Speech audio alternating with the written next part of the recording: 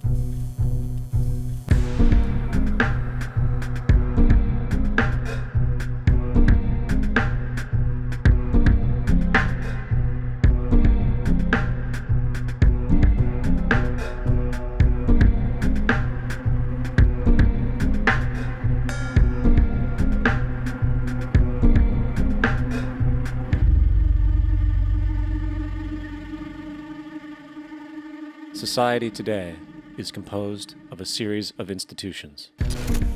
From political institutions, legal institutions, religious institutions, to institutions of social class, familial values, and occupational specialization, it is obvious the profound influence these traditionalized structures have in shaping our understandings and perspectives. Yet, of all the social institutions we are born into, directed by, and conditioned upon, there seems to be no system as taken for granted and misunderstood as the monetary system.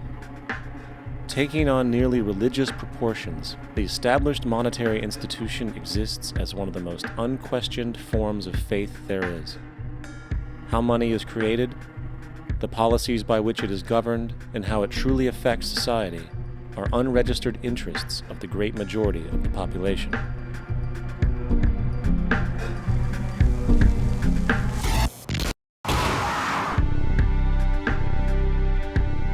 In a world where 1% of the population owns 40% of the planet's wealth, in a world where 34,000 children die every single day from poverty and preventable diseases, and where 50% of the world's population lives on less than $2 a day, one thing is clear: something is very wrong. And whether we are aware of it or not, the lifeblood of all of our established institutions, and thus society itself, is money. Therefore, understanding this institution of monetary policy is critical to understanding why our lives are the way they are. Unfortunately, economics is often viewed with confusion and boredom. Endless streams of financial jargon coupled with intimidating mathematics quickly deters people from attempts at understanding it. However, the fact is, the complexity associated with the financial system is a mere mask, designed to conceal one of the most socially paralyzing structures humanity has ever endured.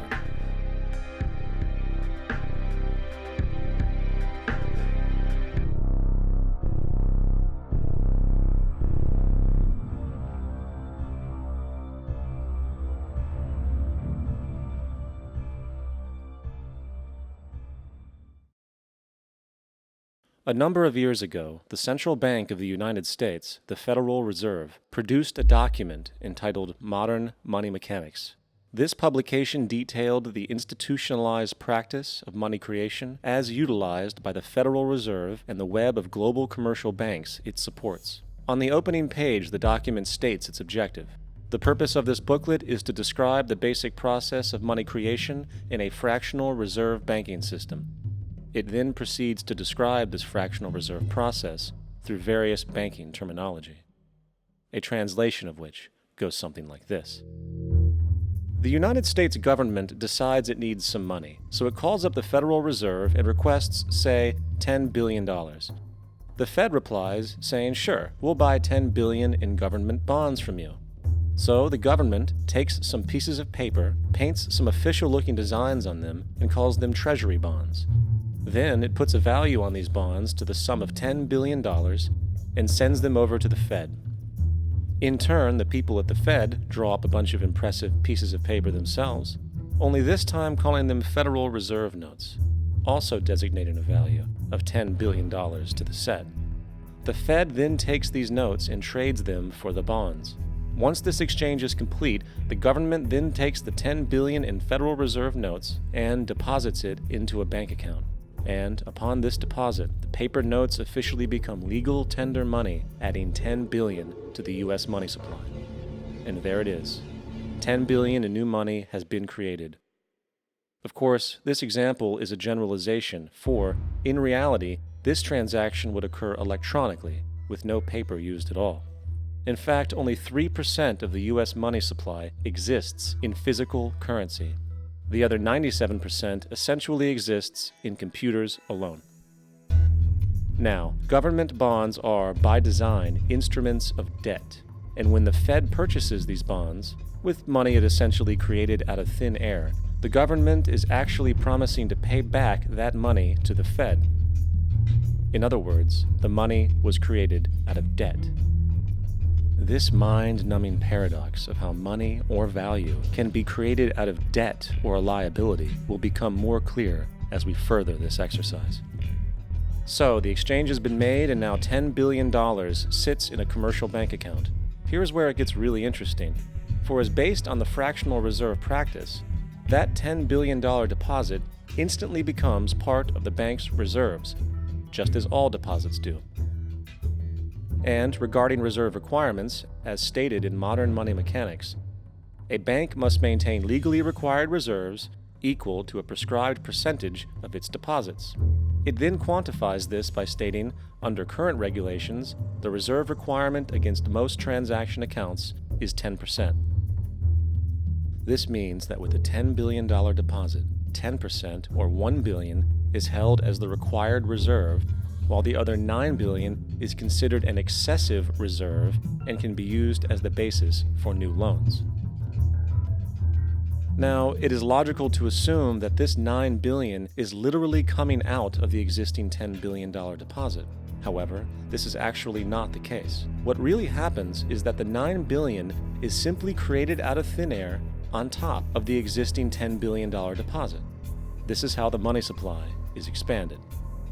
As stated in modern money mechanics, of course they, the banks, do not really pay out loans from the money they receive as deposits. If they did this, no additional money would be created. What they do when they make loans is to accept promissory notes, loan contracts, in exchange for credits, money, to the borrower's transaction accounts. In other words, the $9 billion can be created out of nothing simply because there is a demand for such a loan and that there is a $10 billion deposit to satisfy the reserve requirements. Now, let's assume that somebody walks into this bank and borrows the newly available $9 billion. They will then most likely take that money and deposit it into their own bank account. The process then repeats, for that deposit becomes part of the bank's reserves. 10% is isolated, and in turn 90% of the $9 billion, or $8.1 billion, is now available as newly created money for more loans. And of course, that 8.1 can be loaned out and redeposited, creating an additional 7.2 billion, to 6.5 billion, to 5.9 billion, etc. This deposit money creation loan cycle can technically go on to infinity. The average mathematical result is that about $90 billion can be created on top of the original $10 billion. In other words, for every deposit that ever occurs in the banking system, about 9 times that amount can be created out of thin air. Money jitters. Ask the obliging Bank of America for a jar of soothing instant money, M-O-N-E-Y, in the form of a convenient personal loan. So, now that we understand how money is created by this fractional reserve banking system, a logical yet elusive question might come to mind. What is actually giving this newly created money value? The answer? The money that already exists. The new money essentially steals value from the existing money supply. For the total pool of money is being increased irrespective to demand for goods and services. And as supply and demand finds equilibrium, prices rise, diminishing the purchasing power of each individual dollar. This is generally referred to as inflation, and inflation is essentially a hidden tax on the public. What is the advice that you generally get? And that is inflate the currency. They don't say debase the currency. They don't say devalue the currency. They don't say cheat the people who are saved. They say lower the interest rates. The real deception is when we distort the value of money. When we create money out of thin air, we have no savings, yet there's so-called capital. So my question boils down to this: how in the world can we expect to solve the problems of inflation, that is, the increase in the supply of money, with more inflation? Of course, it can't. The fractional reserve system of monetary expansion is inherently inflationary. For the act of expanding the money supply without there being a proportional expansion of goods and services in the economy will always debase a currency. In fact, a quick glance at the historical values of the US dollar versus the money supply reflects this point definitively, for the inverse relationship is obvious.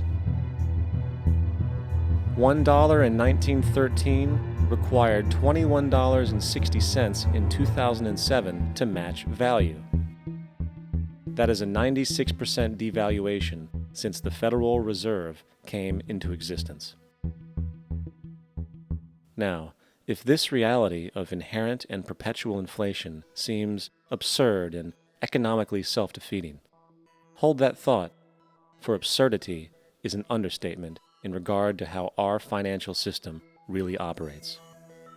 For in our financial system, money is debt. And debt is money. Here is a chart of the U.S. money supply from 1950 to 2006.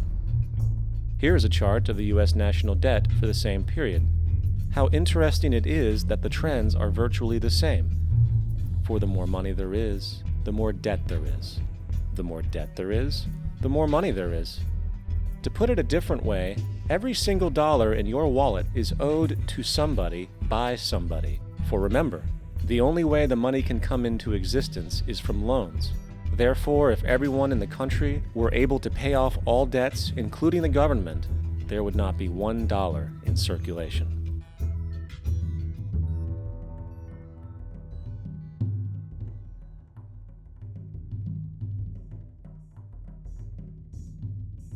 In fact, the last time in American history the national debt was completely paid off was in 1835 after President Andrew Jackson shut down the central bank that preceded the Federal Reserve. In fact, Jackson's entire political platform essentially revolved around his commitment to shut down the central bank, stating at one point, "The bold efforts the present bank has made to control the government are but premonitions of the fate that awaits the American people should they be deluded into a perpetuation of this institution or the establishment of another like it." Unfortunately, his message was short-lived, and the international bankers succeeded to install another central bank in 1913, the Federal Reserve. And as long as this institution exists, perpetual debt is guaranteed. Now, so far we have discussed the reality that money is created out of debt, through loans.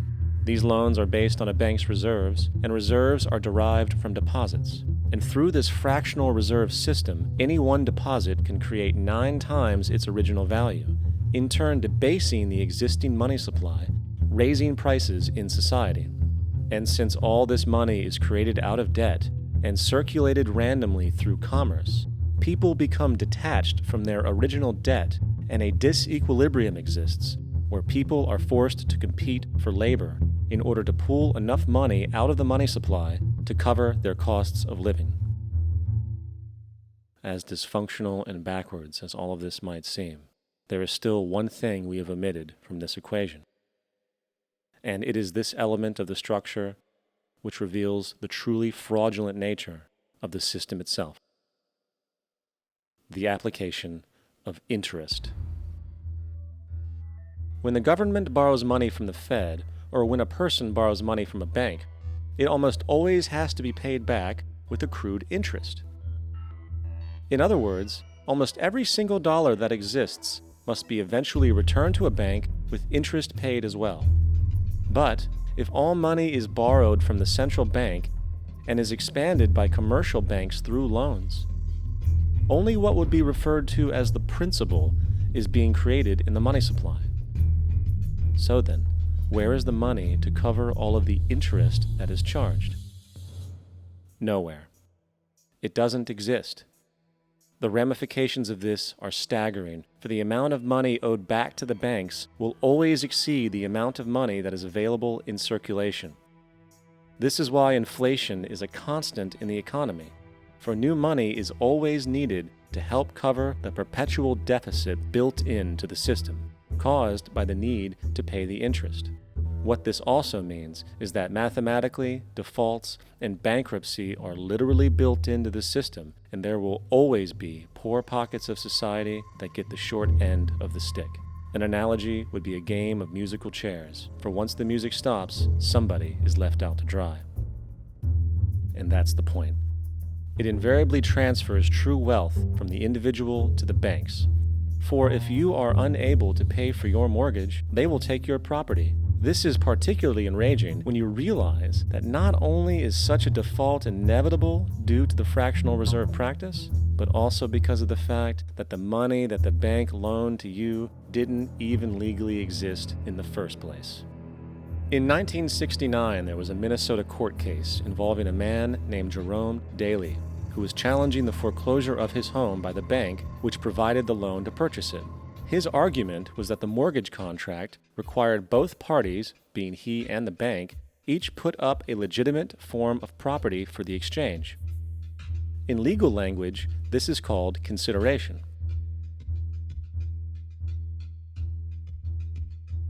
Mr. Daly explained that the money was, in fact, not the property of the bank, for it was created out of nothing as soon as the loan agreement was signed.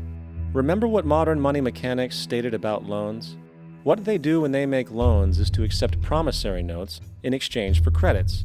Reserves are unchanged by the loan transactions, but deposit credits constitute new additions to the total deposits of the banking system. In other words, the money doesn't come out of their existing assets. the bank is simply inventing it, putting up nothing of its own except for a theoretical liability on paper.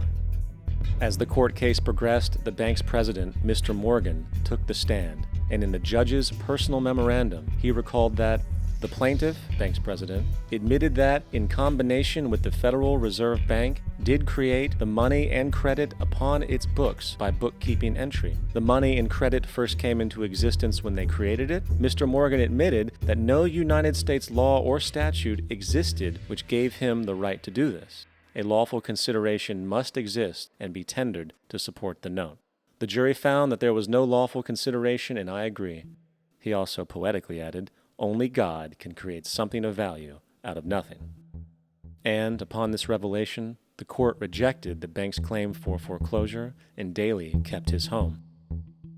The implications of this court decision are immense. For every time you borrow money from a bank, whether it is a mortgage loan or a credit card charge, the money given to you is not only counterfeit, it is an illegitimate form of consideration, and hence voids the contract to repay, for the bank never had the money as property to begin with. Unfortunately, such legal realizations are suppressed and ignored, and the game of perpetual wealth transfer and perpetual debt continues. And this brings us to the ultimate question: why? During the American Civil War, President Lincoln bypassed the high-interest loans offered by the European banks and decided to do what the Founding Fathers advocated, which was to create an independent and inherently debt-free currency. It was called the greenback. Shortly after this measure was taken, an internal document circulated between private British and American banking interests stated, "Slavery is but the owning of labor and carries with it the care of laborers, while the European plan is that capital shall control labor by controlling wages. This can be done by controlling the money. It will not do to allow the greenback, as we cannot control that." The fractional reserve policy perpetrated by the Federal Reserve, which has spread in practice to the great majority of banks in the world, is, in fact, a system of modern slavery. Think about it. Money is created out of debt. And what do people do when they are in debt? They submit to employment to pay it off. But if money can only be created out of loans, how can society ever be debt-free? It can't. And that's the point. And it is the fear of losing assets coupled with the struggle to keep up with the perpetual debt and inflation inherent in the system, compounded by the inescapable scarcity within the money supply itself, created by the interest that can never be repaid, that keeps the wage slave in line, running on the hamster wheel with millions of others, in effect powering an empire that truly benefits only the elite at the top of the pyramid. For, at the end of the day, who are you really working for? The banks. Money is created in a bank and invariably ends up in a bank. They are the true masters, along with the corporations and governments they support. Physical slavery requires people to be housed and fed. Economic slavery requires people to feed and house themselves. It is one of the most ingenious scams for social manipulation ever created, and at its core, it is an invisible war against the population. Debt is the weapon used to conquer and enslave societies, and interest is its prime ammunition. And as the majority walks around oblivious to this reality, the banks, in collusion with governments and corporations, continue to perfect and expand their tactics of economic warfare, spawning new bases, such as the World Bank and International Monetary Fund, while also inventing a new type of soldier, the birth of the economic hitman.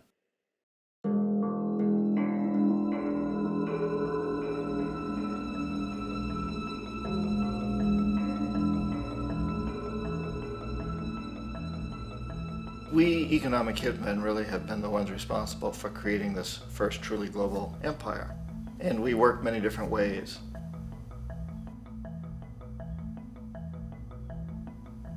But perhaps the most common is that we will identify a country that has resources our corporations covet, like oil, and then arrange a huge loan to that country from the World Bank or one of its sister organizations.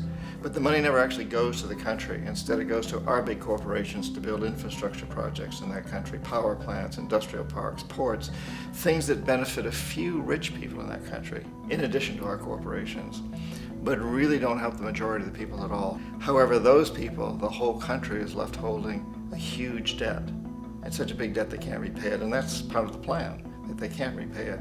And so at some point, we economic hitmen go back to them and say, listen, you owe us a lot of money, can't pay your debt, so sell your oil real cheap to our oil companies. Allow us to build a military base in your country, or send troops in support of ours to someplace in the world like Iraq, or vote with us on the next UN vote. To have their electric utility company privatized and their water and sewage system privatized and sold to U.S. corporations or other multinational corporations. So there was that whole mushrooming thing, and it's so typical of the way the IMF and the World Bank work, that you put a country in debt, it's such a big debt it can't pay it, and then you offer to refinance that debt and pay even more interest. And you demand this quid pro quo, which you call a conditionality or good governance, which means basically that they've got to sell off their resources, including many of their social services, their utility companies, their school systems sometimes, their penal systems, their insurance systems, to foreign corporations. So it's a double, triple, quadruple whammy.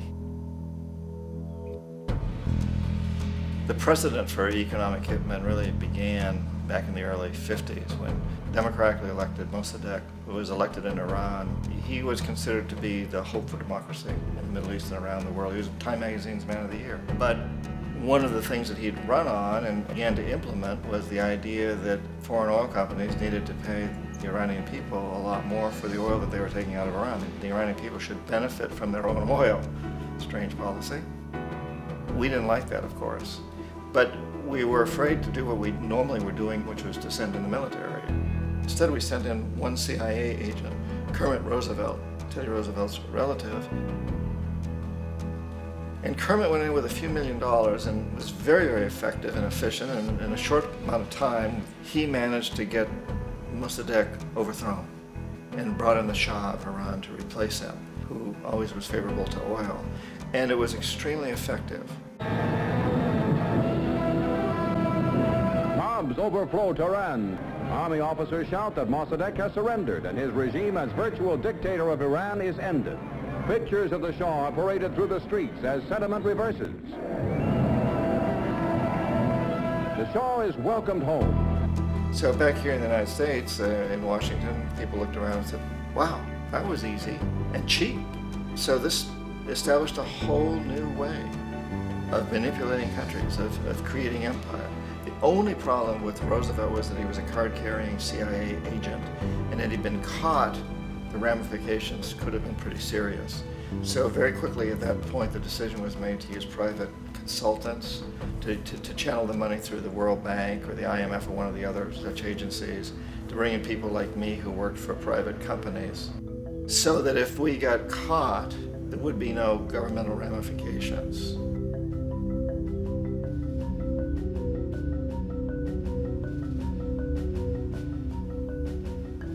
When Arbenz became president of Guatemala, the country was very much under the thumbs of United Fruit Company, the big international corporations. And Arbenz ran on this ticket that says, you know, we want to get the land back to the people. And once he took power, he was implementing policies that would do exactly that, give land rights back to the people. United Fruit didn't like that very much.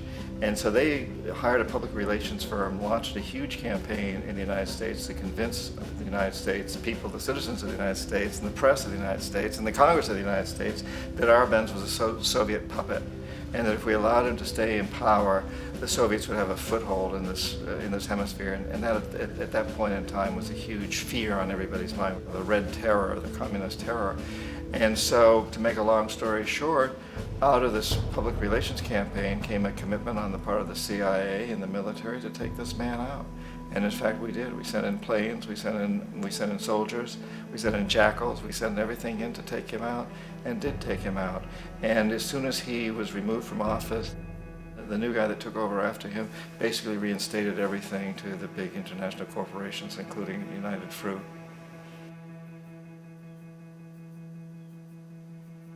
Ecuador for many, many years had been ruled by pro-US dictators, often relatively brutal. Then it was decided that they were going to have a truly democratic election. Jaime Roldos ran for office, and his main goal, he said, as president would be to make sure that Ecuador's resources were used to help the people. And he won, overwhelming, by more votes than anybody had ever won anything in Ecuador. And he began to implement these policies to make sure that the profits from oil went to help the people. Well, we didn't like that in the United States. I was sent down as one of several economic hitmen to change Roldos, to corrupt him, to bring him around, to let him know, okay, you can get very rich, you and your family, if you play our game, but if you continue to try to keep these policies you've promised, you're going to go. He wouldn't listen. He was assassinated. As soon as the plane crashed, the whole area was cordoned off. The only people allowed in were U.S. military from a nearby base and some of the Ecuadorian military. When an investigation was launched, 2 of the key witnesses died in car accidents before they had a chance to testify. A lot of very, very strange things that went on around the assassination of Jaime Roldos. I, like most people who've really looked at this case, have absolutely no doubt that it was an assassination. And of course, in my position as an economic hitman, I was always expecting something to happen to Jaime, whether it be a coup or assassination, I wasn't sure, but that he would be taken down because he was not being corrupted. He would not allow himself to be corrupted the way we wanted to corrupt him.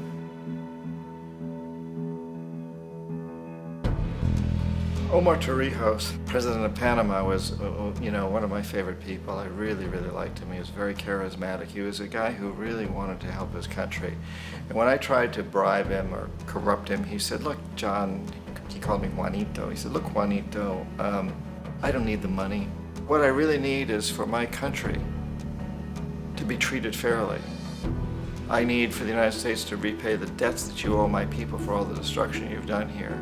I need to be in a position where I can help other Latin American countries win their independence and be free of this terrible presence from the north that you people are exploiting us so badly. I need to have the Panama Canal back in the hands of the Panamanian people. That's what I want. And so, leave me alone. Don't try to bribe me. It was 1981, and in May, Jaime Roldos was assassinated. And Omar was very aware of this. Torrijos got his family together and he said, I'm probably next, but it's okay because I've done what I came here to do. I've renegotiated the canal. The canal will now be in our hands. He just finished negotiating the treaty with Jimmy Carter. In June of that same year, just a couple of months later, he also went down in an airplane crash, which there's no question was executed by CIA-sponsored jackals. Tremendous amount of evidence that one of Torrijos' security guards handed him at the last moment as he was getting on the plane a tape recorder, a small tape recorder that contained a bomb.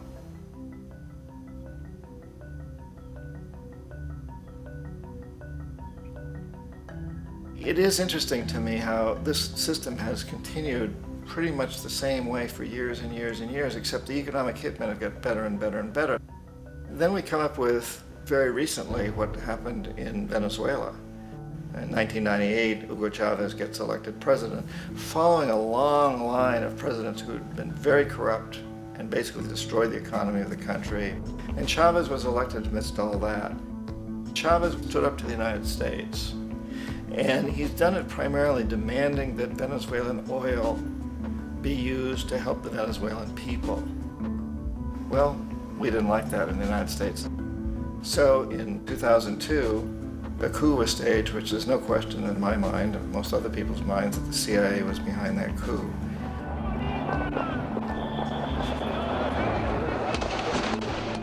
The way that coup was fomented was very reflective of what Kermit Roosevelt had done in Iran, of paying people to go out into the streets to riot, to protest, to say this Chavez is very unpopular. You know, if you can get a few thousand people to do that, television can make it look like it's the whole country, and things start to mushroom. Except in the case of Chavez, he was smart enough, and the people were so strongly behind him that they overcame it, which was a phenomenal moment in the history of Latin America.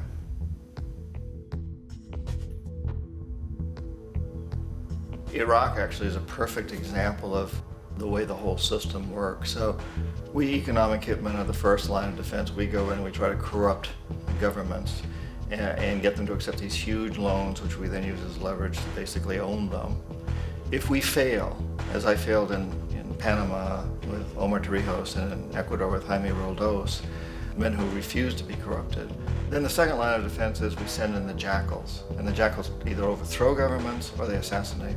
And once that happens and a new government comes in, and boy, it's going to toe the line because the new president knows what will happen if he doesn't.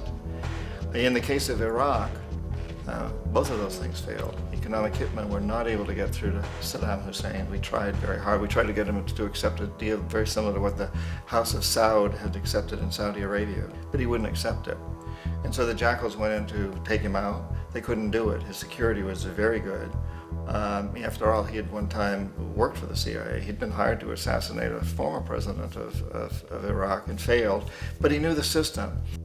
So in '91, we send in the troops and we take out the Iraqi military. So we assume at that point that Saddam Hussein is going to come around. We could have taken him out, of course, at that time, but we didn't want to. He's the kind of strong man we like. He controls his people. We thought he could control the Kurds and keep the Iranians in their border and keep pumping oil for us. And then once we took out his military, now he's going to come around. So the economic hitmen go back in the 90s without success. If they'd had success, he'd still be running the country. We'd be selling him all the fighter jets he wants and everything else he wants. But they couldn't, they didn't have success. The jackals couldn't take him out again, so we sent the military in once again, and this time we did the complete job and took him out, and in the process created for ourselves some very, very lucrative construction deals. We had to reconstruct a country that we'd essentially destroyed, which is a pretty good deal if you own construction companies, big ones. So, Iraq shows the three stages. The economic hitmen failed there, the jackals failed there, and as a final measure, the military goes in. And in that way, we've really created an empire, but we've done it very, very subtly. It's clandestine. All the empires of the past were built on the military, and everybody knew they were building them. So the British knew they were building them, the French, the Germans, the Romans, the Greeks. And they were proud of it, and they always had some excuse like spreading civilization, spreading some religion, something like that. But they knew they were doing it. We don't. The majority of the people in the United States have no idea that we're living off the benefits of a clandestine empire, that today there's more slavery in the world than ever before. And then you have to ask yourself, well, if it's an empire, then who's the emperor? Obviously, our presidents of the United States are not emperors. An emperor is someone who's not elected, doesn't serve a limited term, and doesn't report to anyone, essentially. So you can't classify our presidents that way. But we do have what I consider to be the equivalent of the emperor, and it's what I call the corporatocracy. The corporatocracy is this group of individuals who run our biggest corporations, and they really act as the emperor of this empire. They control our media, either through direct ownership or advertising. They control most of our politicians because they finance their campaigns, either through their corporations or through personal contributions that come out of the corporations. They're not elected, they don't serve a limited term, they don't report to anybody. And at the very top of the corporatocracy, you really can't tell whether a person's working for a private corporation or the government because they're always moving back and forth. So, you've got a guy who one moment is the president of a big construction company like Halliburton, and the next moment he's vice president of the United States, or the president who is in the oil business. And this is true whether you've got Democrats or Republicans in the office. You have them moving back and forth through the revolving door. And in a way, our government is invisible a lot of the time, and its policies are carried out by our corporations on one level or another.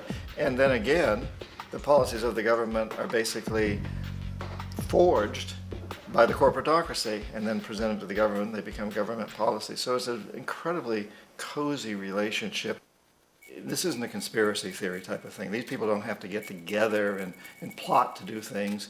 They all basically work under one primary assumption, and that is that they must maximize profits regardless of the social and environmental costs.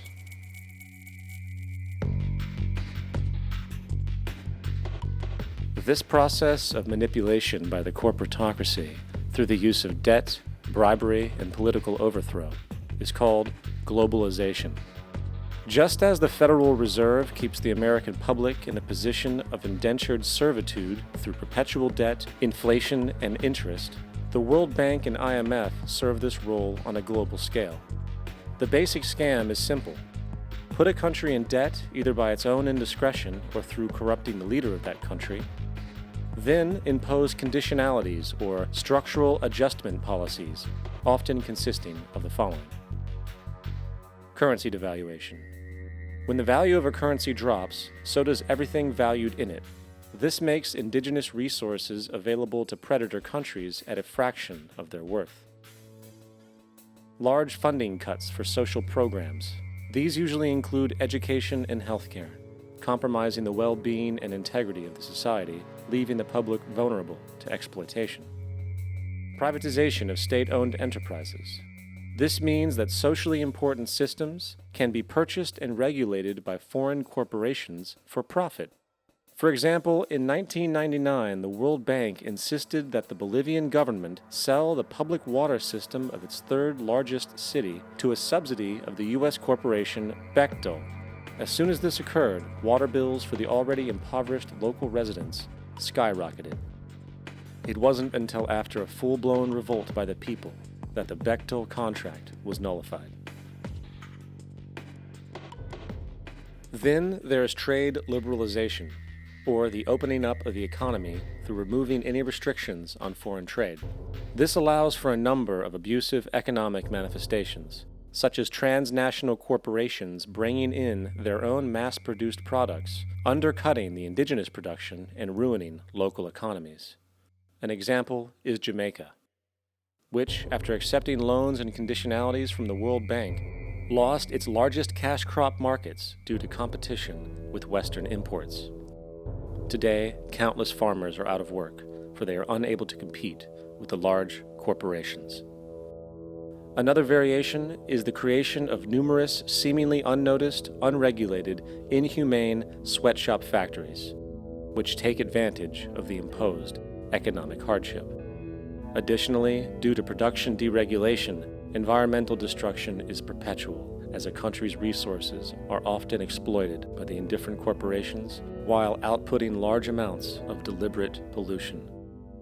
The largest environmental lawsuit in the history of the world today is being brought on behalf of 30,000 Ecuadorian Amazonian people against Texaco, which is now owned by Chevron. So today it's against Chevron, but for activities conducted by Texaco. Estimated to be more than 18 times what the Exxon Valdez dumped into the coast of Alaska. In the case of Ecuador, it wasn't an accident. The oil companies did it intentionally. They knew they were doing it to save money out there rather than arranging for proper disposal. Furthermore, a cursory glance at the performance record of the World Bank reveals that the institution, which publicly claims to help poor countries develop and alleviate poverty, has done nothing but increase poverty and the wealth gap, while corporate profits soar. In 1960, the income gap between the fifth of the world's people in the richest countries versus the fifth in the poorest countries was 30-1. By 1998, it was 74-1. While global GNP rose 40% between 1970 and 1985, those in poverty actually increased by 17%. While from 1985 to 2000, those living on less than $1 a day increased by 18%. Even the Joint Economic Committee of the U.S. Congress admitted that there is a mere 40% success rate of all World Bank projects. In the late 1960s, the World Bank intervened in Ecuador with large loans. During the next 30 years, poverty grew from 50% to 70%. Under or unemployment grew from 15 to 70%. Public debt increased from 240 million to 16 billion, while the share of resources allocated to the poor went from 20% to 6%. In fact, by the year 2000, 50% of Ecuador's national budget had to be allocated for paying its debts. It is important to understand the World Bank is, in fact, a U.S. bank supporting U.S. interests, for the United States holds veto power over decisions, as it is the largest provider of capital. And where did it get this money? You guessed it, it made it out of thin air through the fractional reserve banking system. Of the world's top 100 economies, as based on annual GDP, 51 are corporations, and 47 of that 51 are US-based. Walmart, General Motors, and Exxon are more economically powerful than Saudi Arabia, Poland, Norway, South Africa, Finland, Indonesia, and many others. And as protective trade barriers are broken down, currencies tossed together and manipulated in floating markets, and state economies overturned in favor of open competition and global capitalism, the empire expands. You get up on your little 21-inch screen and howl about America and democracy. There is no America. There is no democracy. There is only IBM and ITT and AT&T and DuPont, Dow, Union Carbide, and Exxon. Those are the nations of the world today. What do you think the Russians talk about in their councils of state? Karl Marx? They get out their linear programming charts, statistical decision theories, minimax solutions, and compute the price-cost probabilities of their transactions and investments, just like we do. We no longer live in a world of nations and ideologies, Mr. Beale. The world is a college of corporations, inexorably determined by the immutable bylaws of business. The world is a business, Mr. Beale.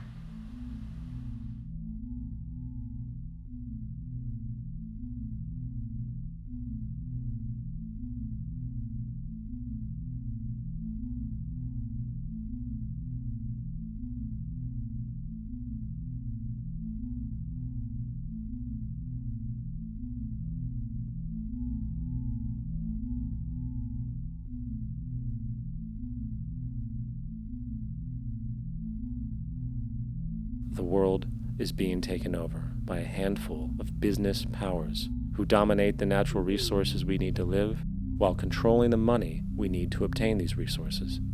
The end result will be world monopoly, based not on human life, but financial and corporate power. And as the inequality grows, naturally more and more people are becoming desperate. So the establishment was forced to come up with a new way to deal with anyone who challenges the system. So they gave birth to the terrorist. The term terrorist is an empty distinction, designed for any person or group who chooses to challenge the establishment.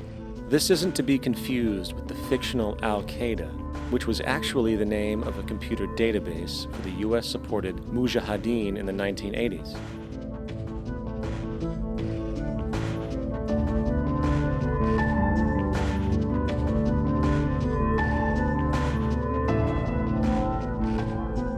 In 2007, the Department of Defense received $161.8 billion for the so-called global war on terrorism.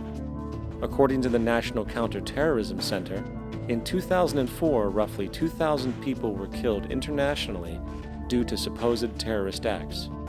Of that number, 70 were American. Using this number as a general average, which is extremely generous, it is interesting to note that twice as many people die from peanut allergies a year than from terrorist acts. Concurrently, the leading cause of death in America is coronary heart disease, killing roughly 450,000 each year. And in 2007, the government's allocation of funds for research on this issue was about $3 billion. This means that the U.S. government in 2007 spent 54 times the amount for preventing terrorism than it spent for preventing a disease which kills 6,600 times more people annually than terrorism does. Yet, as the name terrorism and Al-Qaeda are arbitrarily stamped on every news report relating to any action taken against U.S. interests, the myth grows wider. In mid-2008, the U.S. Attorney General actually proposed that the U.S. Congress officially declare war against the fantasy.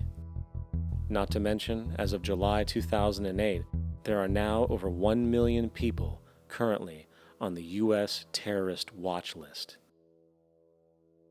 These so-called counterterrorism measures, of course, have nothing to do with social protection, and everything to do with preserving the establishment amongst the growing anti-American sentiment both domestically and internationally, which is legitimately founded on the greed-based corporate empire expansion that is exploiting the world.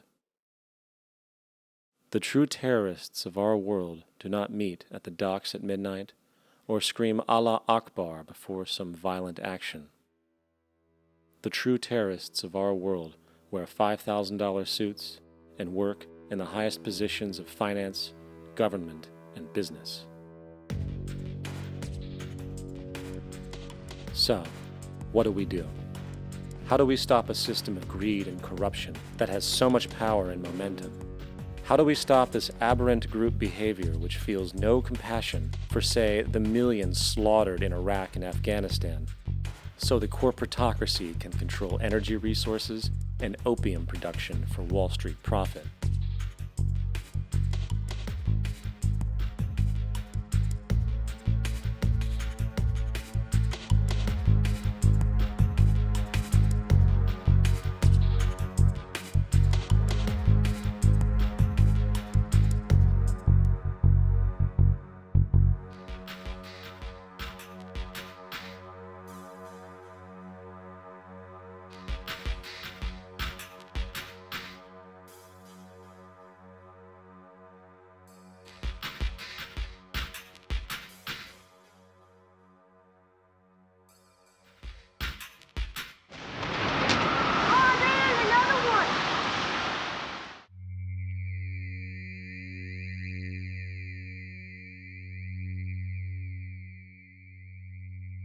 How do we stop a system of greed and corruption that condemns poor populations to sweatshop slavery for the benefit of Madison Avenue? Or that engineers false flag terror attacks for the sake of manipulation? Or that generates built-in modes of social operation which are inherently exploitative? Or that systematically reduces civil liberties and violates human rights in order to protect itself from its own shortcomings? How do we deal with the numerous covert institutions, such as the Council on Foreign Relations, the Trilateral Commission, and the Bilderberg Group, and other undemocratically elected groups which, behind closed doors, collude to control the political, financial, social, and environmental elements of our lives? In order to find the answer, we must first find the true underlying cause.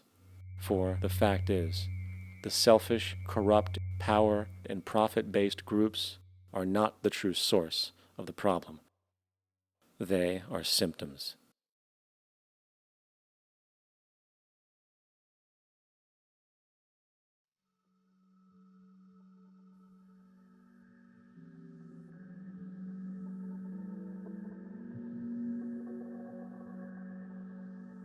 My name is Jacque Fresco.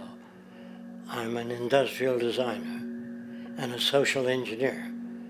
I'm very much interested in society and developing a system that might be sustainable for all people. First of all, the word corruption is a monetary invention. That aberrant behavior that's disruptive to the well-being of people, Well, you're dealing with human behavior. And human behavior appears to be environmentally determined, meaning if you were raised by the Seminole Indians as a baby, never saw anything else, you'd hold that value system. And this goes for nations, it goes for individuals, for families. They try to indoctrinate their children to their particular faith and their country and make them feel like they're part of that. And they build a society which they call established. They establish a workable point of view and tend to perpetuate that, whereas all societies are really emergent, not established. And so they fight new ideas that would interfere with the establishment. Governments try to perpetuate that which keeps them in power. People are not elected to political office to change things. They're put there to keep things the way they are. So you see, the basis of corruption is in our society. Let me make it clear. All nations, then, are basically corrupt because they tend to uphold existing institutions. I don't mean to uphold or downgrade all nations, but communism, socialism, fascism, the free enterprise system, and all other subcultures are the same. They are all basically corrupt. The most fundamental characteristic of our social institutions is the necessity for self-preservation. Whether dealing with a corporation, a religion, or a government, the foremost interest is to preserve the institution itself. For instance, the last thing an oil company would ever want is the utilization of energy that was outside of its control, for it makes that company less relevant to society. Likewise, the Cold War and the collapse of the Soviet Union was, in reality, a way to preserve and perpetuate the established economic and global hegemony of the United States. Similarly, religions condition people to feel guilty for natural inclinations, each claiming to offer the only path to forgiveness and salvation. At the heart of this institutional self-preservation lies the monetary system, for it is money that provides the means for power and survival. Therefore, just as a poor person might be forced to steal in order to survive, it is a natural inclination to do whatever is needed to continue an institution's profitability. This makes it inherently difficult for profit-based institutions to change, for it puts in jeopardy not only the survival of large groups of people, but also the coveted materialistic lifestyles associated with affluence and power. Therefore, the paralyzing necessity to preserve an institution, regardless of its social relevance, is largely rooted in the need for money or profit.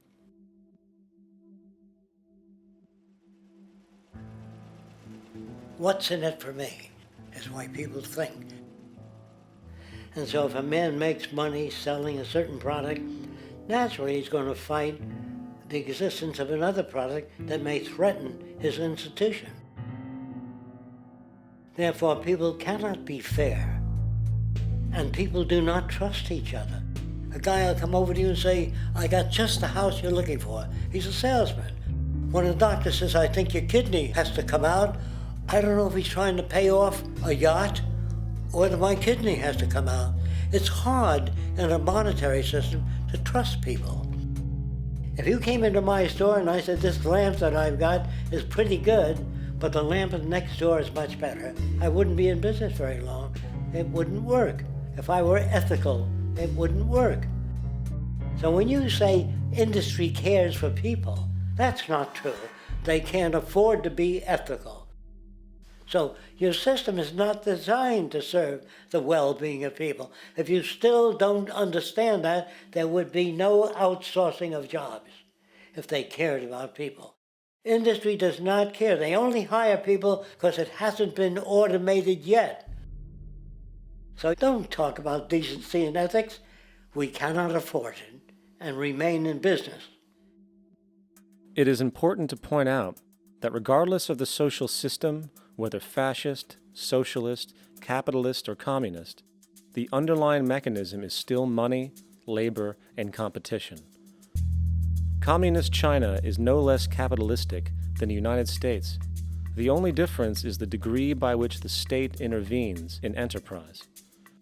The reality is that monetaryism, so to speak, is the true mechanism that guides the interests of all the countries on the planet.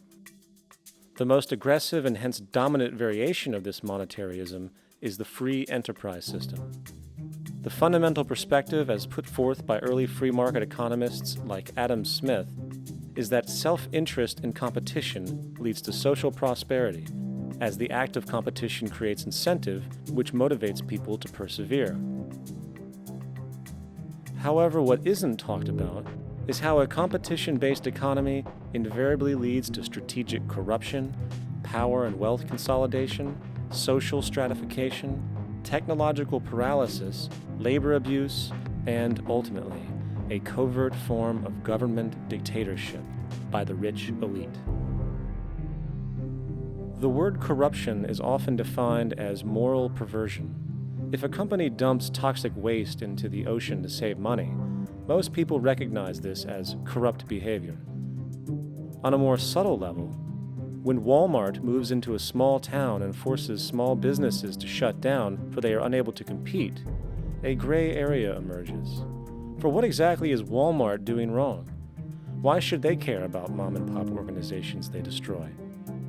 Yet, even more subtly, when a person gets fired from their job because a new machine has been created which can do the work for less money, people tend to just accept that as the way it is, not seeing the inherent, corrupt inhumanity of such an action.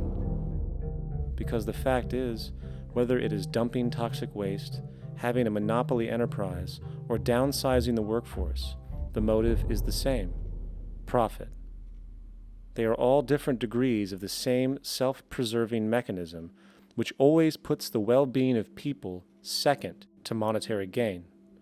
Therefore, corruption is not some byproduct of monetaryism.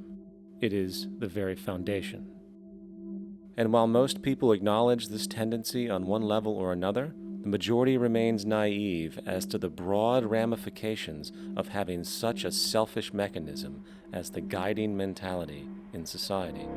Internal documents show that after this company positively, absolutely knew that they had a medication that was infected with the AIDS virus, they took the product off the market in the U.S. and then they dumped it in France, Europe, Asia, and Latin America. The U.S. government allowed it to happen. The FDA allowed this to happen. And now the government is completely looking the other way. Thousands of innocent hemophiliacs have died from the AIDS virus. This company knew absolutely that it was infected with AIDS. They dumped it because they wanted to turn this disaster into a profit. So you see, you have built-in corruption. We're all chiseling off each other, and you can't expect decency in that sort of thing. And feeling that, they don't know who to elect. They think in terms of a democracy, which is not possible in a monetary-based economy. If you have more money to advertise your position, the position you desire in government, that isn't a democracy. It serves those in positions of differential advantage. So it's always a dictatorship of the elitists, the financially wealthy.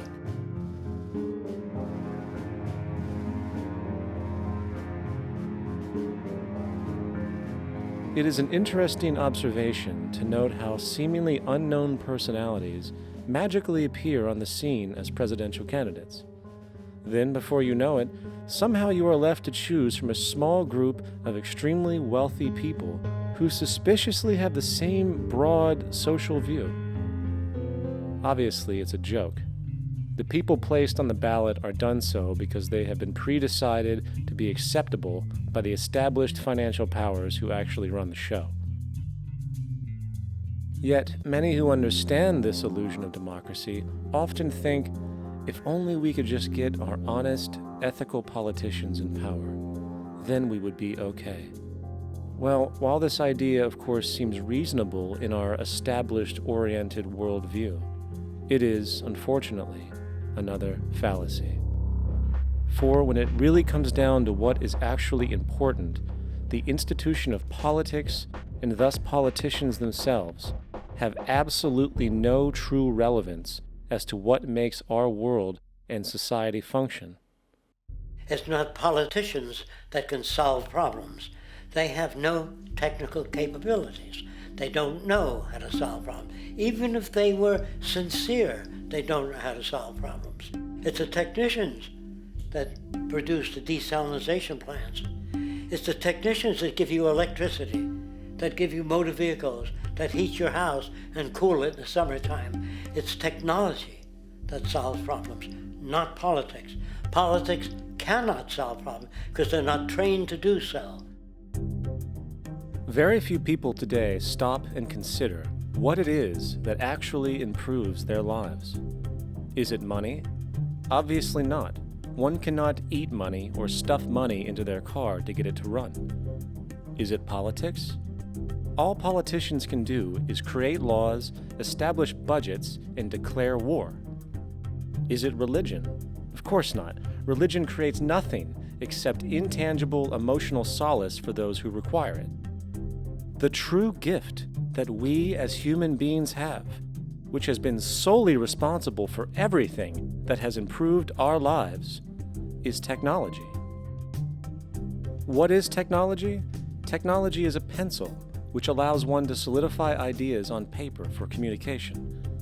Technology is an automobile which allows one to travel faster than feet would allow. Technology is a pair of eyeglasses which enables sight for those who need it. Applied technology itself is merely an extension of human attributes which reduces human effort, freeing humans from a particular chore or problem. Imagine what your life would be like today without a telephone, or an oven, or a computer, or an airplane.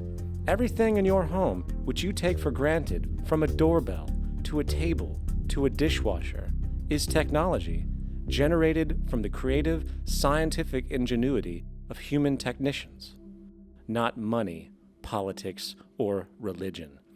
These are false institutions. And writing your congressman is fantastic.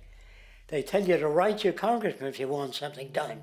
The men in Washington should be at the forefront of technology, the forefront of human studies, the forefront of crime, all the factors that shape human behavior. You don't have to write your congressman. What kind of people are they that are appointed to do that job? The future will have great difficulty. And the question that's raised by politicians is, how much will a project cost? The question is not how much will it cost. Do we have the resources? And we have the resources today to house everyone, build hospitals all over the world, build schools all over the world, the finest equipment and labs for teaching and doing medical research. So you see, we have all that, but we're in a monetary system. And in a monetary system, there's profit. And what is the fundamental mechanism that drives the profit system besides self-interest? What is it exactly that maintains that competitive edge at its core? Is it high efficiency and sustainability? No, that isn't part of their design. Nothing produced in our profit-based society is even remotely sustainable or efficient. If it was, there wouldn't be a multi-million-dollar-a-year service industry for automobiles, nor would the average lifespan for most electronics be less than 3 months before they're obsolete. Is it abundance? Absolutely not. Abundance, as based on the laws of supply and demand, is actually a negative thing. If a diamond company finds 10 times the usual amount of diamonds during their mining, it means the supply of diamonds has increased, which means the cost and profit per diamond drops. The fact is, efficiency, sustainability, and abundance are enemies of profit. To put it into a word, it is the mechanism of scarcity that increases profits. What is scarcity? Based on keeping products valuable. Slowing up production on oil raises the price. Maintaining scarcity of diamonds keeps the price high. They burn diamonds at the Kimberley diamond mines. They're made of carbon. That keeps the price up. So then, what does it mean for society when scarcity, either produced naturally or through manipulation, is a beneficial condition for industry. It means that sustainability and abundance will never ever occur in a profit system, for it simply goes against the very nature of the structure. Therefore, it is impossible to have a world without war or poverty. It is impossible to continually advance technology to its most efficient and productive states. And, most dramatically, it is impossible to expect human beings to behave in truly ethical or decent ways.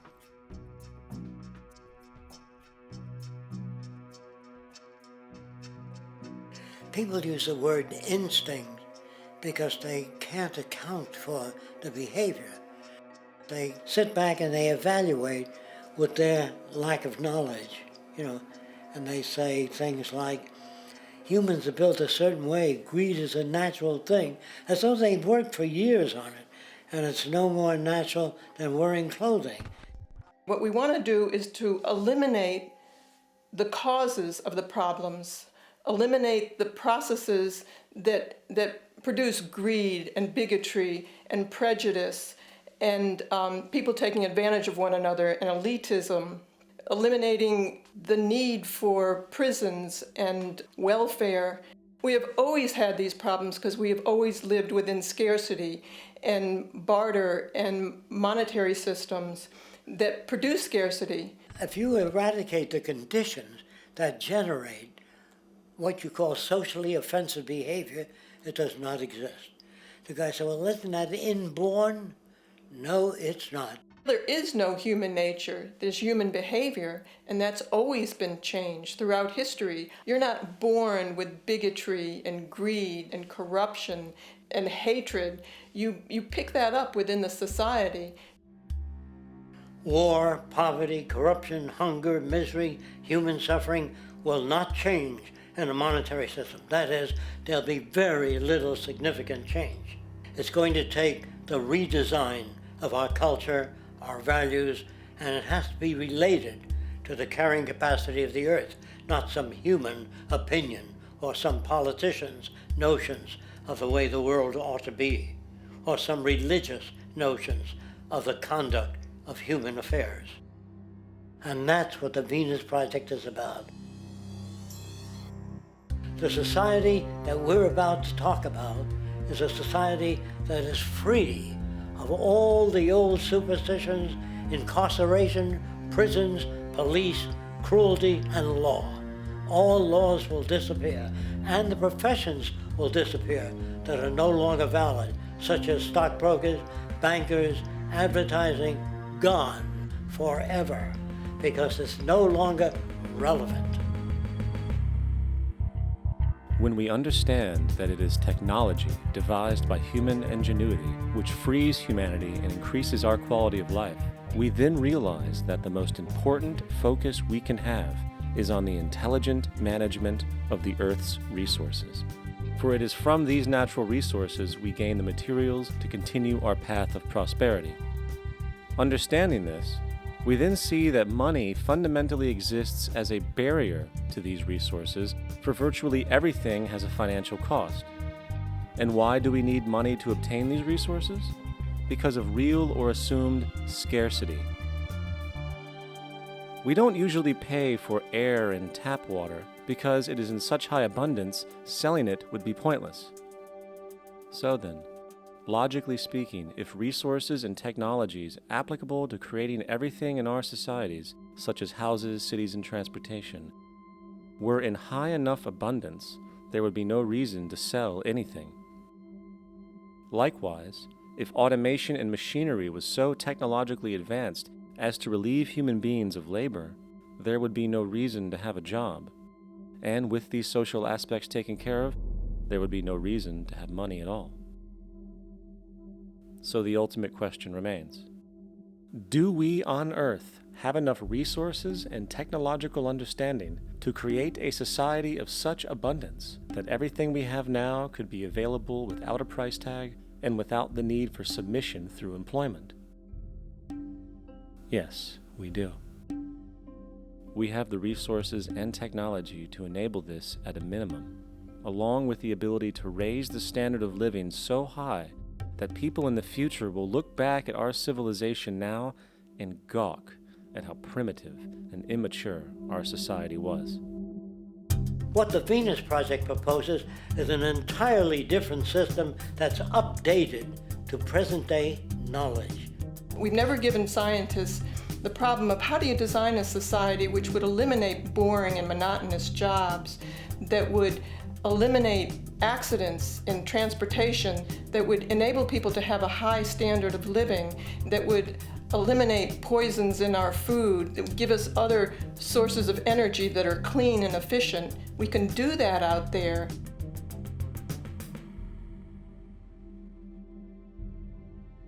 The major difference between a resource-based economy and a monetary system is that a resource-based economy is really concerned with people and their well-being, where a monetary system has become so distorted that the concerns of the people are really secondary, if they're there at all. The products that are turned out are for how much money you can get. If there is a problem in society and you can't earn money from solving that problem, then it won't be done. The resource-based economy is really not close to anything that's been tried. And with all our technology today, we can create abundance. It could be used to improve everyone's lifestyle. Abundance all over the world if we use our technology wisely and maintain the environment. It's a very different system, and it's very hard to talk about because the public is not that well enough informed as to the state of technology.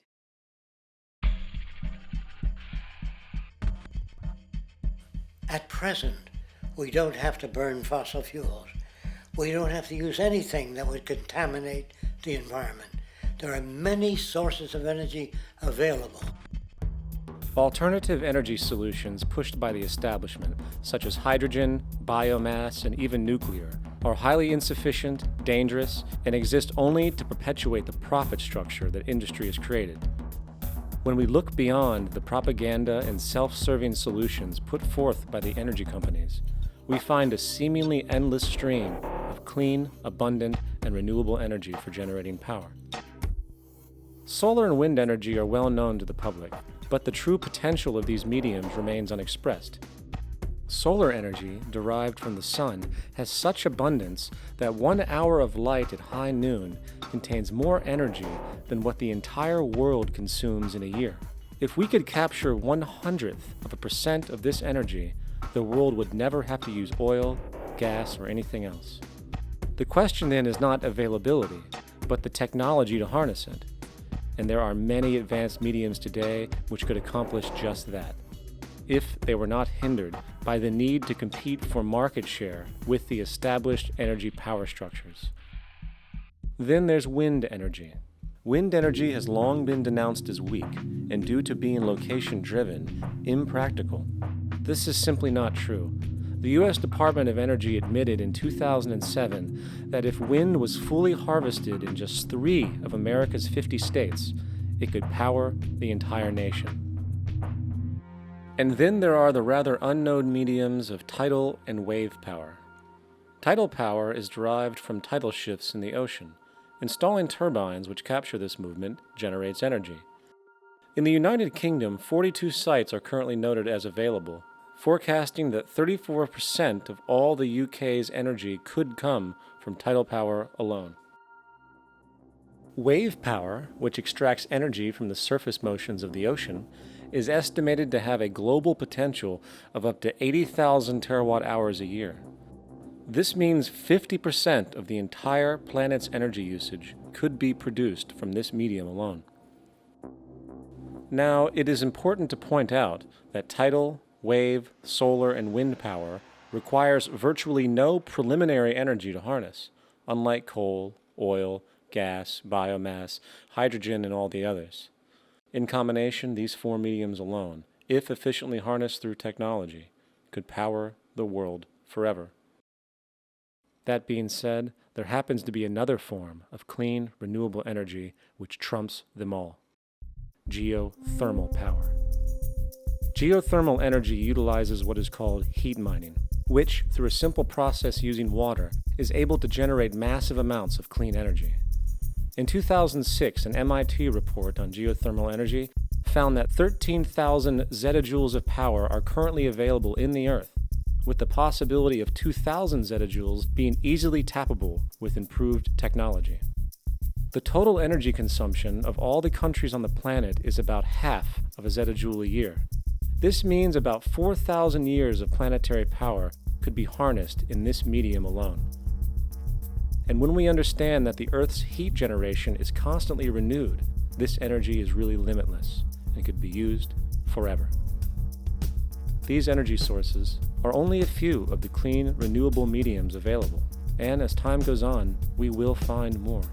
The grand realization is that we have total energy abundance without the need for pollution, traditional conservation, or in fact, a price tag.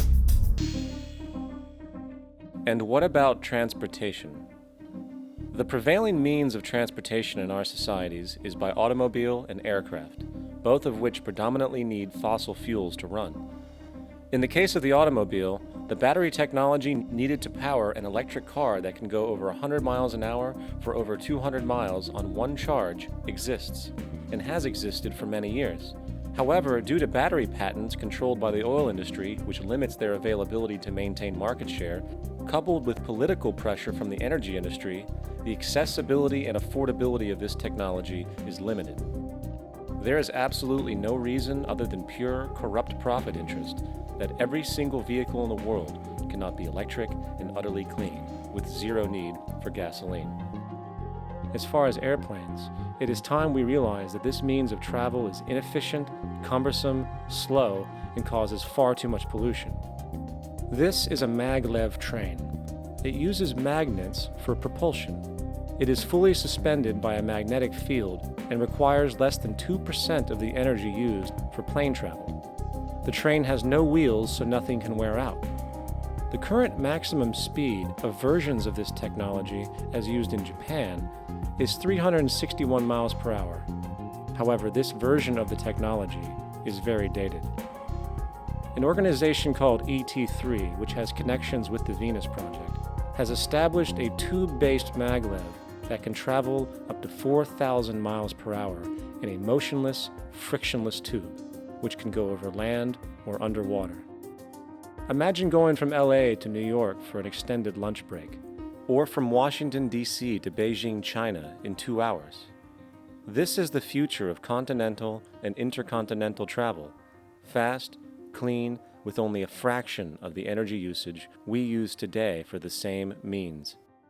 In fact, between maglev technology, advanced battery storage, and geothermal energy, there would be no reason to ever burn fossil fuels again.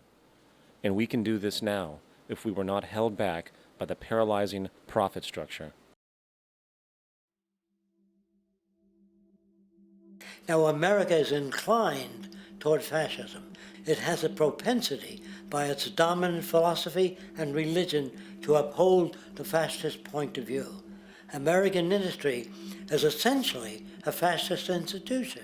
If you don't understand that, the minute you punch that time clock, you walk into a dictatorship. We're given notions about the respectability of work, and I really look at it as being paid slavery. They're brought up to believe that you shall earn your living by the sweat of your brow. That holds people back, freeing people from drudgery, repetitive jobs which make them ignorant. You rob them. In our society, that is a resource-based economy, machines free people. You see, we can't imagine that because we've never known that kind of world. If we look back at history, we see a very clear pattern of machine automation slowly replacing human labor. From the disappearance of the elevator man to the near full automation of an automobile production plant, the fact is, as technology grows, the need for humans in the workforce will continually be diminished. This creates a serious clash, which proves the falseness of the monetary-based labor system. For human employment is in direct competition with technological development. Therefore, given the fundamental priority of profit by industry, People, through time, will be continually laid off and replaced by machine. When industry takes on a machine, instead of shortening the workday, they downsize. You lose your job. So you have a right to fear machines.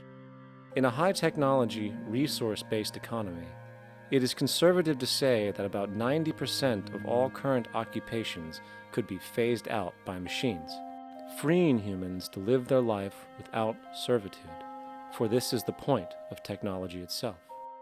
And through time, with nanotechnology and other highly advanced forms of science, it is not far-fetched to see how even complex medical procedures could be performed by machines as well, and based on the pattern, with much higher success rates than humans get today. The path is clear, but our monetary-based structure, which requires labor for income, blocks this progress, for humans need jobs in order to survive. The bottom line is that this system must go, or we will never be free, and technology will be constantly paralyzed. When you have machines that clean out sewers, it frees a human being from doing that. So look at machines as extensions of human performance. Furthermore, many occupations today will have simply no basis to exist in a resource-based economy, such as anything associated with the management of money, advertising, along with the legal system itself. For without money, a great majority of the crimes that are committed today would never occur. Virtually all forms of crime are a consequence of the monetary system, either directly or by neuroses inflicted through financial deprivation. Therefore, laws themselves could eventually become extinct. Instead of putting up a sign, drive carefully, slippery when wet, put abrasive in the highway so it's not slippery when wet. And if a person gets in a car that's drunk and the car oscillates a great deal, there's a little pendulum that swings up and back, and that'll pull the car over to the side. Not a law solution. Put sonar and radar in automobiles so they can't hit one another. Man-made laws are attempts to deal with occurring problems, and not knowing how to solve them, they make a law. In the United States, the most privatized, capitalist country on the planet, it should come as no surprise that it also has the largest prison population in the world, growing every year. Statistically, most of these people are uneducated and come from poor, deprived societies. And, contrary to propaganda, it is this environmental conditioning which lures them into criminal and violent behavior. However, society looks the other way in regard to this point. The legal and prison systems are just more examples of how our society avoids examining the root causes of behavior. Billions are spent each year on prisons and police, while only a fraction is spent on programs for poverty, which is one of the most fundamental variables responsible for crime to begin with. And as long as we have an economic system which prefers and in fact creates scarcity and deprivation, crime will never go away.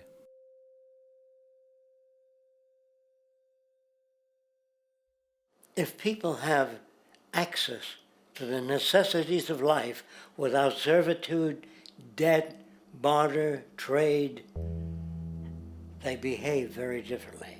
You want all these things available without a price tag. Now then, you gotta have a price tag. Well, what'll motivate people? Man gets everything he wants, he just lay around in the sun. This is the myth they perpetuate. People in our culture are trained to believe that the monetary system produces incentive. If they have access to things, why should they want to do anything? They will lose their incentive. That's what you're taught to support the monetary system. When you take money out of the scenario, there would be different incentives, very different incentives. When people have access to the necessities of life, their incentives change. What about the moon and the stars? New incentives arise. If you make a painting that you enjoy, you will enjoy giving it to other people, not selling it.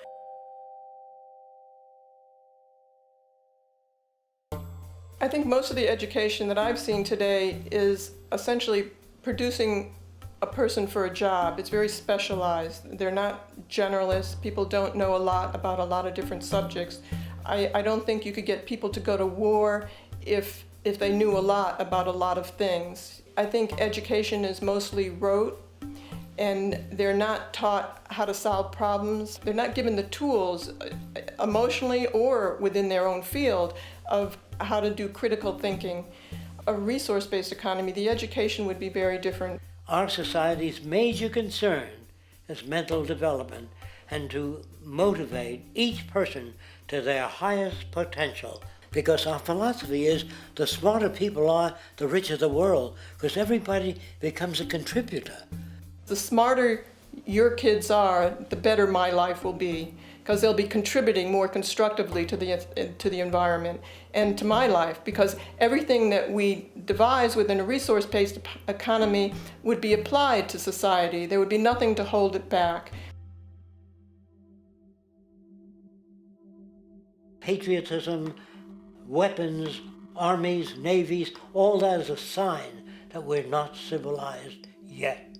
Kids will ask their parents, didn't you see the necessity of the machines? Dad, couldn't you see that war was inevitable when you produce scarcity? Isn't it obvious? Of course the kid will understand that you were pinheads, raised merely to serve the established institutions. We're such an abominable, sick society that we won't make the history book. They just say that large nations took land from smaller nations, used force and violence. You'll get history talked about as corrupt behavior all the way along until the beginning of the civilized world. That's when all the nations work together. World unification, working toward common good for all human beings, and without anyone being subservient to anyone else. Without social stratification, whether it be technical elitism or any other kind of elitism, eradicated from the face of the earth. The state does nothing because there is no state.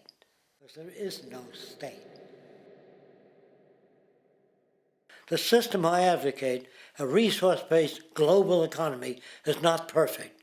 It's just a lot better than what we have. We can never achieve perfection.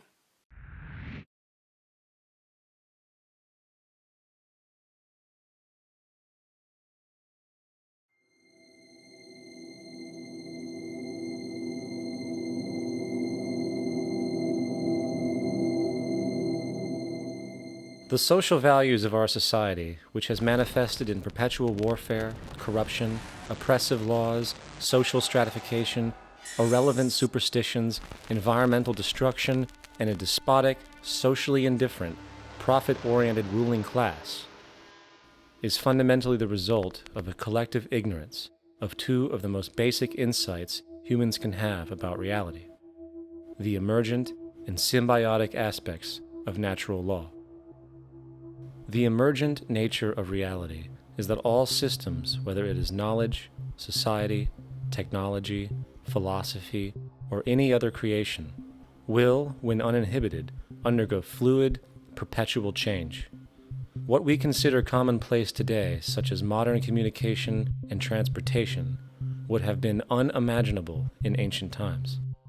Likewise, the future will contain technologies, realizations, and social structures that we cannot even fathom in the present.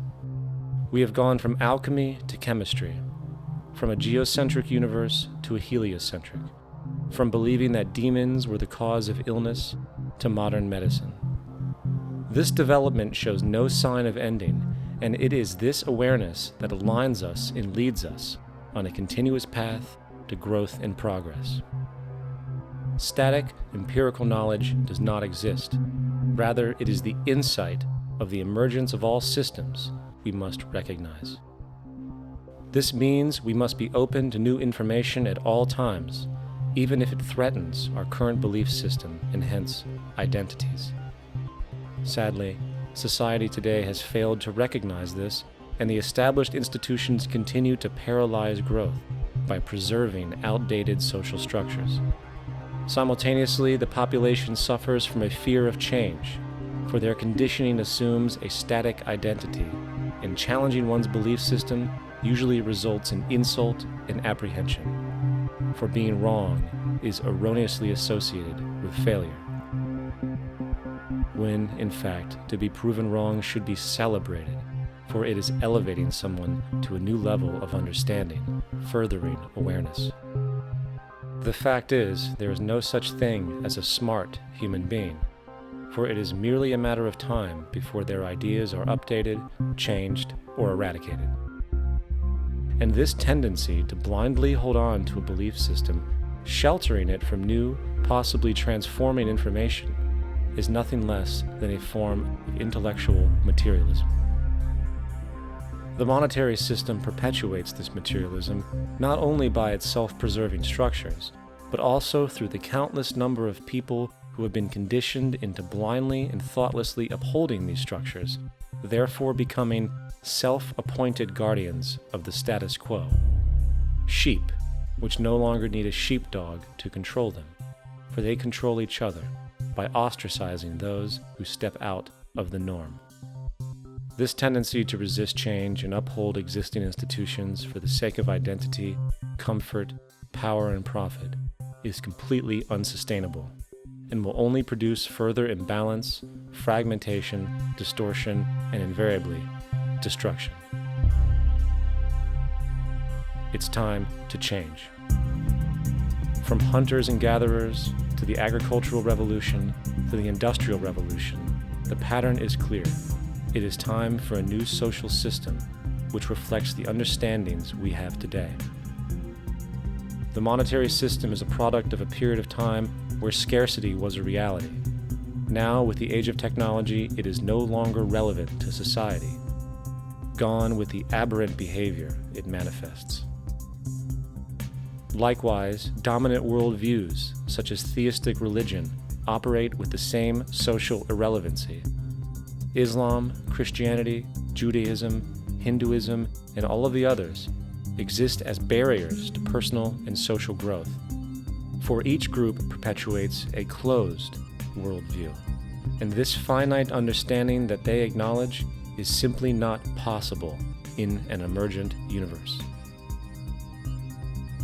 Yet, religion has succeeded in shutting down the awareness of this emergence by instilling the psychological distortion of faith upon its followers, where logic and new information is rejected in favor of traditionalized, outdated beliefs.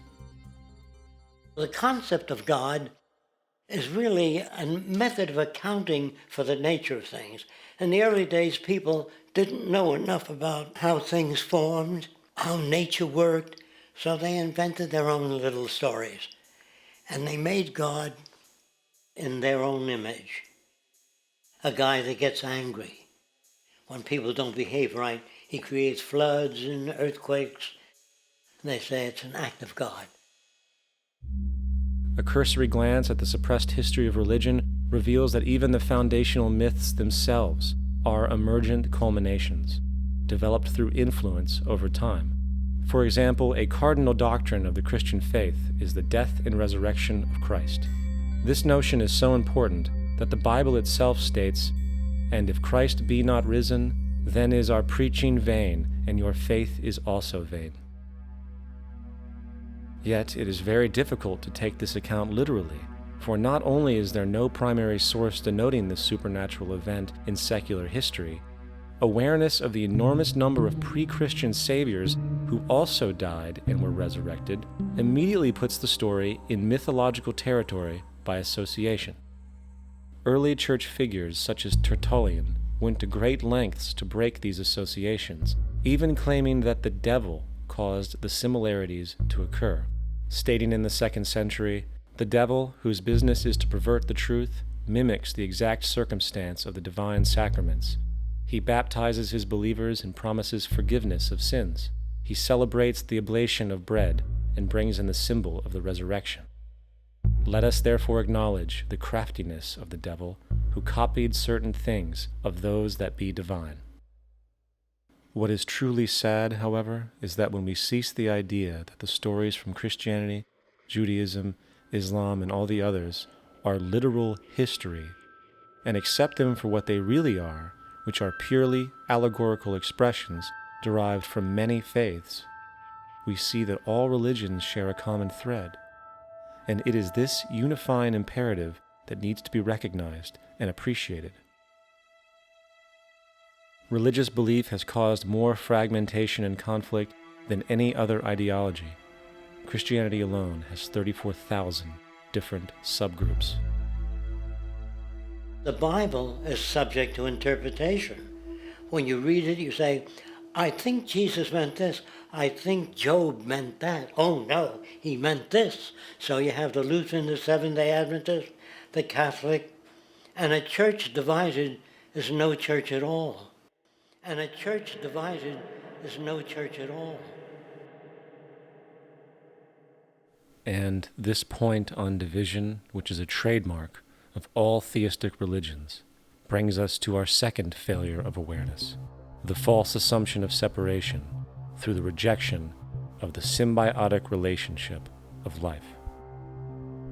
Apart from the understanding that all natural systems are emergent, where all notions of reality will be constantly developed, altered, and even eradicated, we must also understand that all systems are, in fact, invented fragments, merely for the sake of conversation.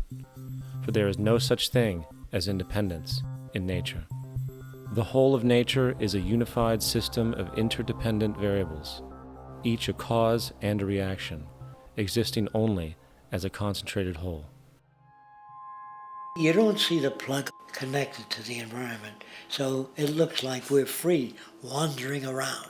Take the oxygen away, we all die immediately. Take plant life away, we die. And without the sun, all the plants die. So we are connected. We really must take into account the totality. This isn't just a human experience on this planet. This is a total experience. And we know we can't survive without plants and animals. We know we can't survive without the four elements, you know? And so when are we going to really start taking that into account? That's what it is to be successful. Success depends on how well we relate to everything around us.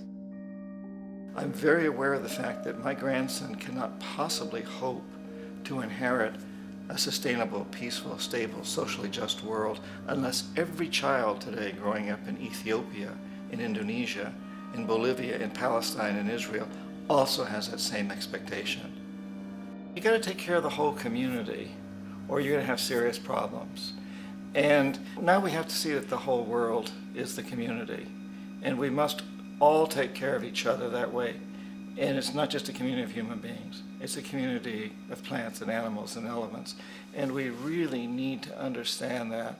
That's what's going to bring us joy too, and pleasure. That's what's missing in our lives right now. We can call it spirituality, but the fact of the matter is, joy comes from that bliss of connectedness. That's our God spirit. That's that side of ourselves that really feels it. And you can feel it deep inside you. It's this amazing, wonderful feeling. And you know it when you get it. You don't get it from money.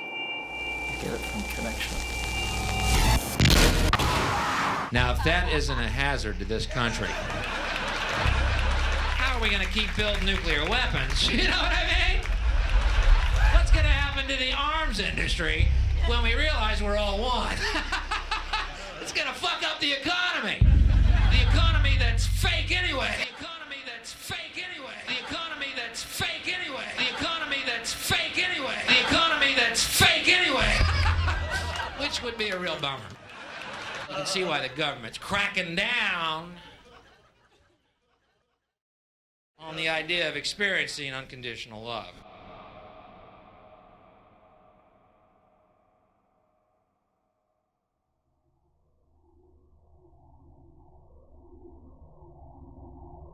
Once we understand that the integrity of our personal existences are completely dependent on the integrity of everything else in our world, we have truly understood the meaning of unconditional love. For love is extensionality, and seeing everything as you and you as everything can have no conditionalities. For, in fact, we are all everything at once. If it's true that we're all from the center of a star, every atom in each of us from the center of a star, then we're all the same thing. Even a Coke machine or a cigarette butt in the street in Buffalo is made out of atoms that came from a star. They've all been recycled thousands of times, as have you and I. And therefore, it's only me out there. So what is there to be afraid of? What is there that needs solace-seeking? Nothing. There's nothing to be afraid of because it's all us. The trouble is we have been separated by being born and given a name and an identity and being individuated. We've been separated from the oneness, and that's what religion exploits, that people have this yearning to be part of the overall one again. So they exploit that. They call it God. They say he has rules. And I think it's cruel. I think you can do it absent religion.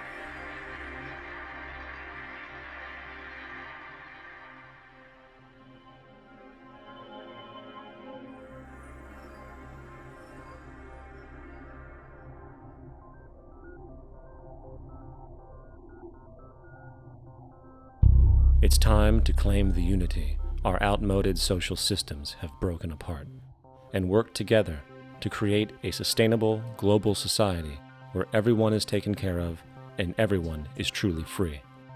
Your personal beliefs, whatever they may be, are meaningless when it comes to the necessities of life. Every human being is born naked, needing warmth, food, water, shelter. Everything else is auxiliary. Therefore, the most important issue at hand is the intelligent management of the Earth's resources.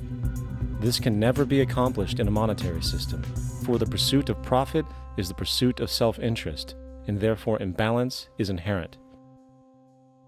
Simultaneously, politicians are useless, for our true problems in life are technical, not political. Furthermore, ideologies that separate humanity, such as religion, need strong reflection in the community in regard to its value, purpose, and social relevancy. Hopefully, through time, religion will lose its materialism and basis in superstition and move into the useful field of philosophy. The fact is, society today is backwards, with politicians constantly talking about protection and security rather than creation, unity, and progress. The U.S. alone now spends about $500 billion annually on defense. That is enough to send every high school senior in America to a 4-year college. In the 1940s, the Manhattan Project produced the first true weapon of mass destruction. This program employed 130,000 people at an extreme financial cost. Imagine what our life would be like today if that group of scientists, instead of working on a way of killing people, worked on a way to create a self-sustaining, abundant world. Life today would be very, very different if that was their goal. Instead of weapons of mass destruction, it is time to unleash something much more powerful. Weapons of mass creation. Our true divinity is in our ability to create, and armed with the understanding of the symbiotic connections of life, while being guided by the emergent nature of reality, there is nothing we cannot do or accomplish. Of course, we face strong barriers in the form of established power structures that refuse to change. At the heart of these structures is the monetary system. As explained earlier, the fractional reserve policy is a form of slavery through debt, where it is literally impossible for society to be free. In turn, free market capitalism in the form of free trade uses debt to imprison the world and manipulate countries into subservience to a handful of large business and political powers.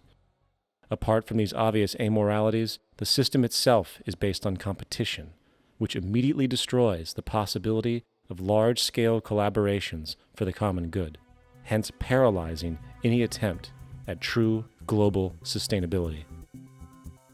These financial and corporate structures are now obsolete, and they must be outgrown. Of course, we cannot be naive enough to think that the business and financial elite are going to subscribe to this idea, for they will lose power and control. Therefore, peaceful yet highly strategic action must be taken. The most powerful course of action is simple. We have to alter our behavior to force the power structure to the will of the people. We must stop supporting the system.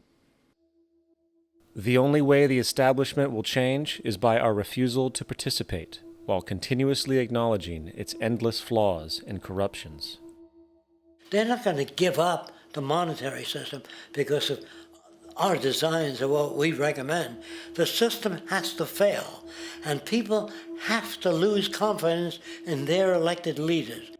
That will be a major turning point if the Venus Project is offered as a possible alternative. If not, I fear the consequences. The trends now indicate that our country is going bankrupt. The probability is our country will move toward a military dictatorship to prevent riots and complete social breakdown. Once the U.S. breaks down, all the other cultures will undergo similar things. As of now, the world financial system is on the brink of collapse due to its own shortcomings. The Comptroller of Currency stated in 2003 that the interest on the U.S. national debt will not be affordable in less than 10 years. This theoretically means total bankruptcy for the U.S. economy, and its implications for the world are immense. In turn, the fractional reserve-based monetary system is reaching its theoretical limits of expansion, and the banking failures you are seeing are just the beginning. This is why inflation is skyrocketing, all debt is at record levels, and the government and Fed are hemorrhaging new money to bail out the corrupt system. For the only way to keep the banks going is by making more money.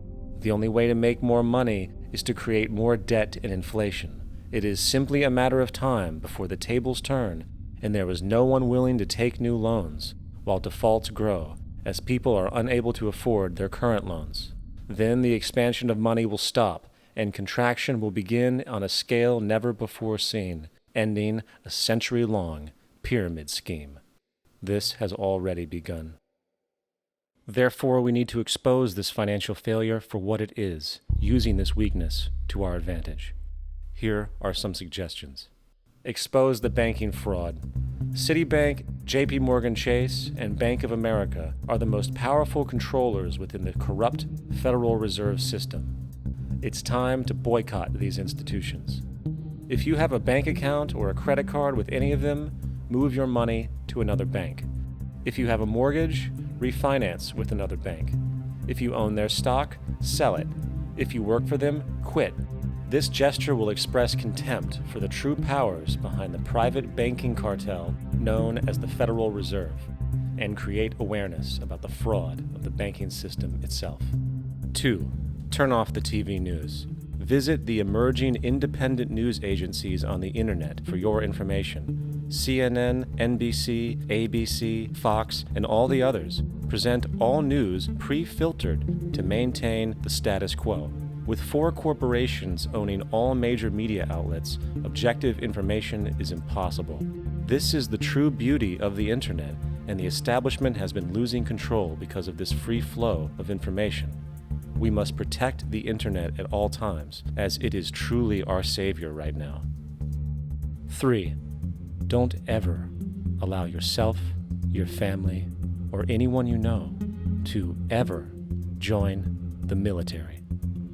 This is an obsolete institution now used exclusively for maintaining an establishment that is no longer relevant.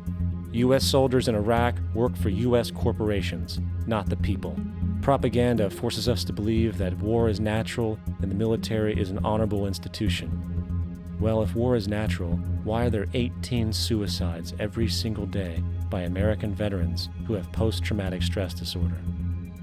If our military men and women are so honored, why is it that 25% of the American homeless population are veterans? 4.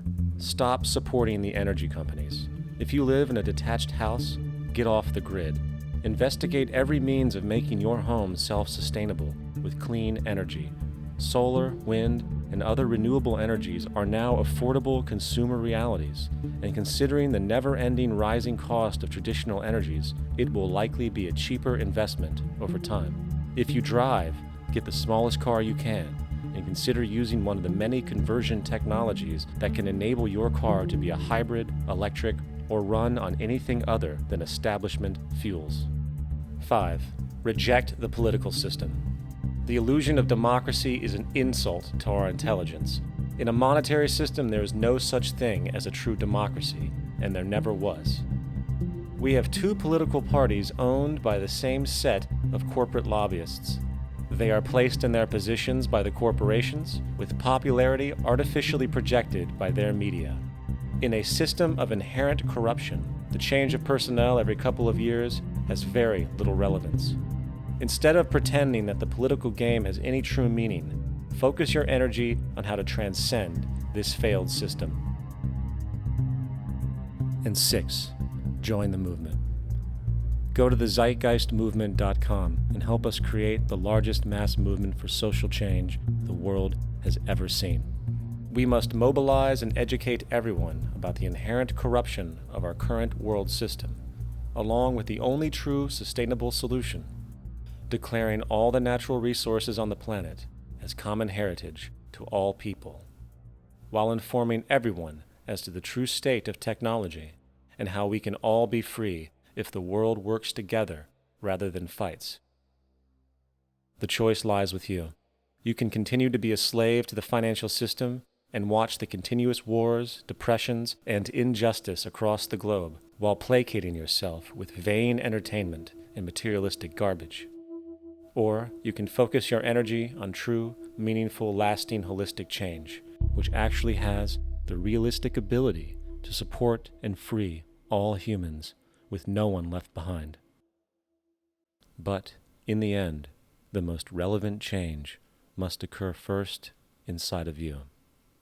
The real revolution is the revolution of consciousness, and each one of us first needs to eliminate the divisionary, materialistic noise we have been conditioned to think is true, while discovering, amplifying, and aligning with the signal coming from our true empirical oneness. It is up to you. What we are trying in all these discussions and talks here is to see if we cannot radically bring about a transformation of the mind.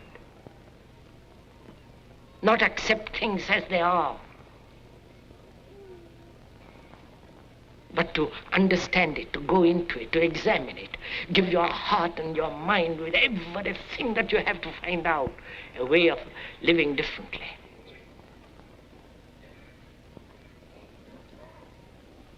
But that depends on you and not somebody else. Because in this there is no teacher, no pupil, there is no leader, there is no guru, there is no master, no savior.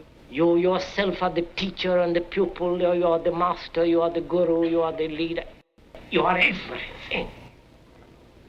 And to understand is to transform what is.